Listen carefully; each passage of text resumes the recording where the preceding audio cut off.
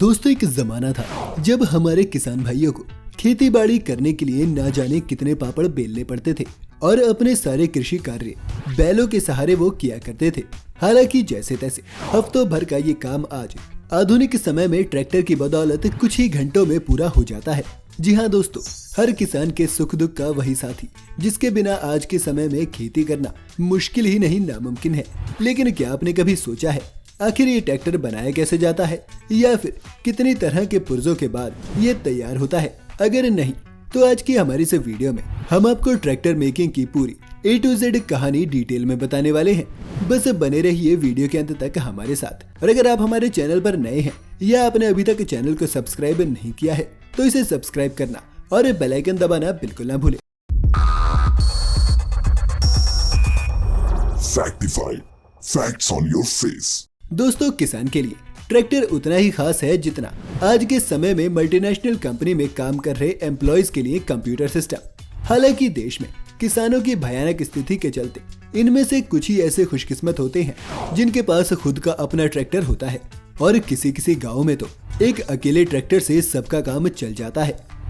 आज मार्केट में अलग अलग कंपनियां अलग अलग कीमत पर इसे बेचकर नाम और दाम दोनों कमा रही हैं, लेकिन इनको बनाने का प्रोसेस लगभग एक ही जैसा है, जिसका खुलासा आज हम आपके सामने करने वाले हैं। तो दोस्तों, लोहा लाठ ट्रैक्टर को बनाने के लिए सबसे पहले जरूरत पड़ती है बेहिसाब तादाद में स्टील और लोहे की, जिन्हें सबसे पहले एक जगह पर लाकर पिघलाया जाता है। ये समझिए, इन्हीं पिघले हुए लोहे और स्टील की बदौलत ट्रैक्टर के पेन की निब से लेकर इंजन तक कहीं और नहीं बल्कि इसी फैक्ट्री में तैयार होते हैं। बस कुछ करना होता है तो इसे गर्मा गर्म लिक्विड को निकालकर इन्हें उन पार्ट्स के मुताबिक बने सांचों में डालना, जो ठंडे होकर खुद ब खुद उस पार्ट की शक्ल ले लेते हैं। तो सबसे पहले रुख करते हैं प्लांट के प्रेस शॉप की तरफ, जहां पर स्टील बॉडी की मदद से बोनेट कवर, सिटिंग कवर, यहाँ तक कि उसकी ऊपर की छत तक बनाई जाती है।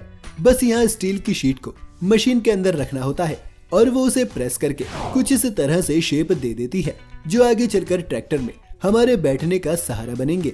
वहीं इस प्लांट के एक पोर्शन में ट्रैक्टर का दिल यानी कि इंजन तैयार होता है, जहां लगभग 4 से 5 सिलेंडर वाले 75 हॉर्स पावर के जानदार मजबूत इंजन रेडी किए जाते हैं।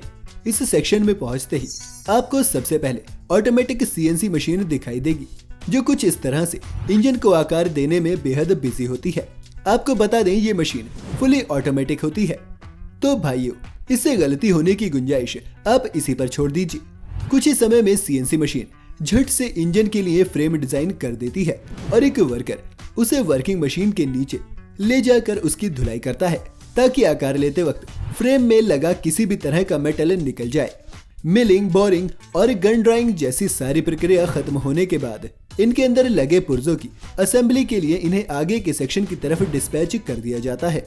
यहाँ इस फ्रेम में क्लच, गियर जैसे अन्य जरूरी पार्ट्स को लगाकर उनकी ताकत बढ़ाई जाती है, क्योंकि दोस्तों एक इंजन की असली ताकत उसमें लगे पुर्जों पर ही निर्भर करती है, और इसलिए इसमें लगे सारे पुर्जों की सूक्ष्मदर्शी जांच की जाती है। टेस्टिंग के बाद इन इंजनों का एक साथ सैकड़ों की गिनती में प्रशिक्षण किया जाता है, और जो इंजन इस कड़ी कसौटी पर खरा उतरता है सिर्फ उसे ही ट्रैक्टर में लगाने के लिए आगे भेजा जाता है। इंजन बनने के बाद ट्रैक्टर का सबसे जरूरी हिस्सा होता है ट्रांसमिशन, जिसे कुछ ऐसी जर्मन मेड ऑटोमेटिक मशीन के सहारे तैयार किया जाता है, और फिर digital compiler, micrometer, profile projector जैसे कई उम्दा टेस्टिंग मशीनों के जरिए उपकरणों की जांच की जाती है। आपको बता दें, ये टेस्ट ट्रैक्टर के लिहाज से बेहद जरूरी है, जिसमें gear test, speed test, oil pressure जैसे कई अति महत्वपूर्ण बिंदुओं पर ध्यान दिया जाता है। एक बार इन टेस्ट में सफल होने के बाद ट्रांसमिशन और इंजन को जीरो स्टेशन की तरफ रेफर कर दिया जाता है।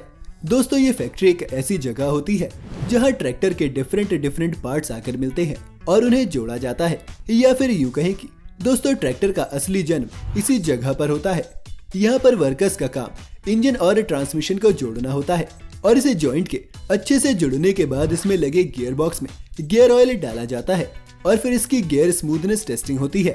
सब कुछ फिटफाट मिलने के बाद इस पूरे स्ट्रक्चर को उठाकर एंटी रस्ट लिक्विड में कुछ समय के लिए डुबाया जाता है, ताकि सालों साल चलने वाले आपके इस जान से भी ज्यादा प्यारे ट्रैक्टर को जंग का एक कोना भी ना छू सके। इसके बाद इस पूरे स्ट्रक्चर को पेंट शॉप की तरफ भेजा जाता है, ताकि जंग न लगने के साथ साथ इसकी खूबसूरती भी बरकरार रहे।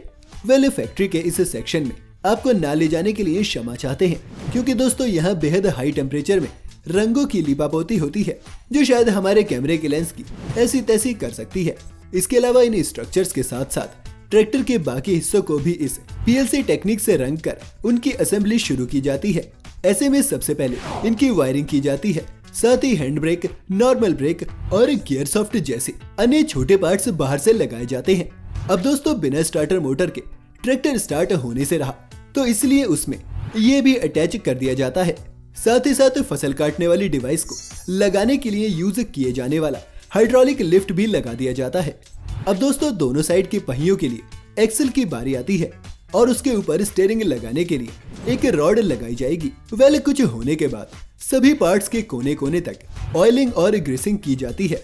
फिर इसमें बाकी सभी बॉडी फ्रेम्स को अटैच कर हेडलाइट, इंडिकेटर और स्टीयरिंग व्हील जैसे तमाम छोटे मोटे पार्ट्स को लगाकर ये तामझाम खत्म कर दिया जाता है और फिर स्टार्टिंग टेस्ट के लिए छोड़ दिया जाता है, जहां पर कोई सिरफिरा ड्राइवर इस पर सवार होकर इसे ऐसे चलाता है मानो उसे कोई टूटी फूटी साइकिल मिल गई हो।